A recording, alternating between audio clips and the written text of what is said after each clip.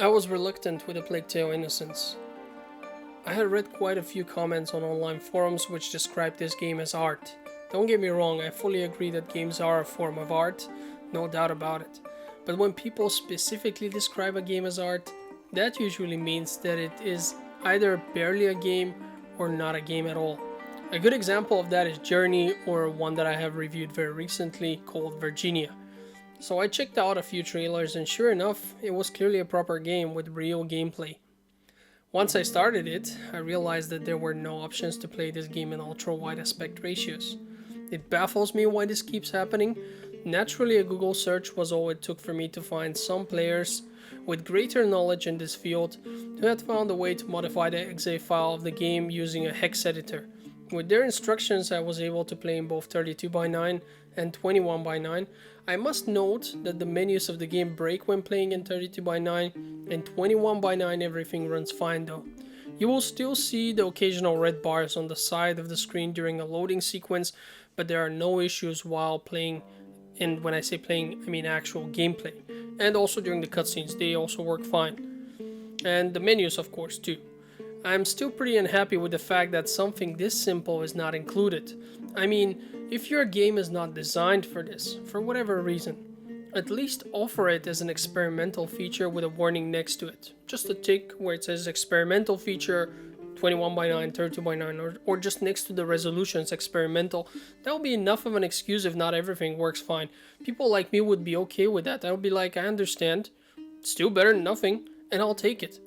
When it comes to the graphics, I will agree with most people. The game does look really nice. The backgrounds are well crafted, and for the most part, so are the character models. There is no HDR in this game, which is very sad, since it would have worked very well considering the light effects and colors in the game. The lip sync is pretty bad, but it seems they have managed to mostly hide that by having most cutscenes and conversations taking place while walking or while a character is looking at something else, so that the player does not notice it too much. Since I did mention conversations, let me say that this is a narrative-driven game.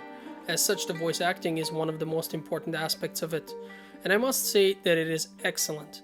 This is one of the very few games where you have actual children and young people being voiced by voice actors of the same game. It's so refreshing to hear a little boy's voice when watching a little boy in game, rather than a woman who is pretending to be some little boy. And the same goes for the girls. Not only is the performance here really good, the actual voices sound very different and unique. Since the story takes place in France, the characters are all supposed to speak with a French accent. This is the case for the most part, but here and there some of them will forget about it. It's especially noticeable with the protagonist's parents, who very often ignore it completely and just speak in with their plain English accents. You have to imagine how good the voice acting is if I only manage to complain about the accents of some side characters. Let's move on to the story. We're in France and it's the 14th century. Our protagonist is called Amicia, a name which I had never heard before but I find very pretty. She's part of a wealthy family. The bubonic plague is spreading through the country and the Holy Inquisition has taken it upon themselves to do whatever it takes in order to cull the spreading of the sickness. Apparently there is more to it than meets the eye because the Inquisitor sends his enforcers to storm our home and kill everyone in search of Amicia's little brother, Hugo, who suffers from an unknown sickness and has been kept hidden. We escape with our little brother, the others are less fortunate. From here on, the adventure and the story starts unfolding really slowly, but it quickly becomes clear that the game is not historically accurate, as it incorporates some serious amounts of alchemy and mysticism, which borders on pure magic. There are heavy supernatural elements involved here, and it becomes clear that the rats which spread the plague are controlled by something. They almost act as if led by a hive mind, as they charge in huge literal waves. The only thing that can affect them is light. Some levels are during the day when you have to mostly deal with sneaking around guards.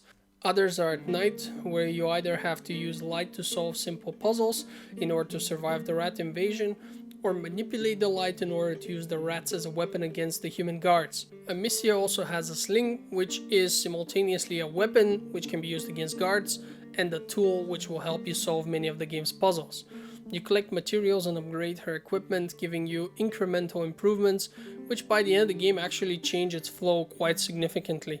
At first you almost never engage enemies, while later your equipment and abilities improve so much that you as the player will probably take on more enemies than you will avoid. It feels rewarding and is a good addition to this game. While stealth and combat are integral parts of the game, what's even more integral is the feeling of being on an eternal escort mission. For the most part, you will be walking while holding your little brother's hand. This feels pretty terrible until you realize that there is no difference between holding his hand and being alone. You move at the same speed, it has no effect on your detection chances.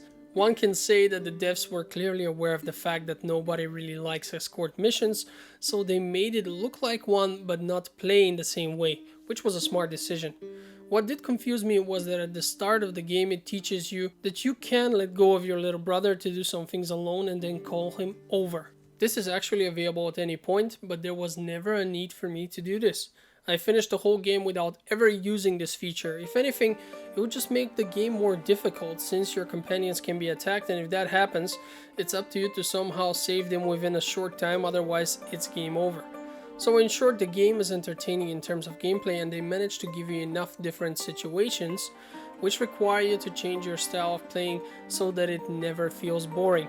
Almost every encounter feels like a small puzzle since you can often choose to sneak past guards or use the environment in order to dispatch most of them. Your alchemical items can be used to start fires, extinguish them, and manipulate your environments and enemies in various ways. You can also use stones and pots in order to distract guards.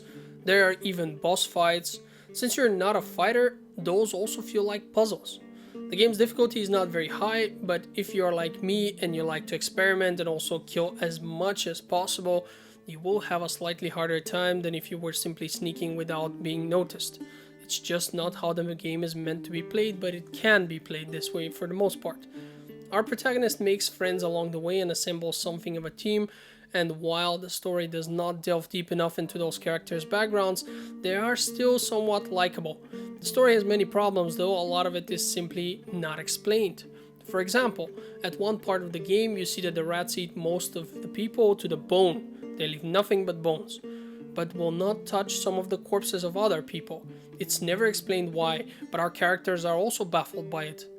Neither is a lot of the other mystical stuff that you will see. Perhaps a sequel will give more answers. I don't know what the plan is here, or maybe they just forgot it, I don't know, or didn't have enough time or money to finish the story or make it as complex as they wanted to. The game's length is pretty solid. Depending on how you play, you are looking at about 8 to 12 hours of gameplay.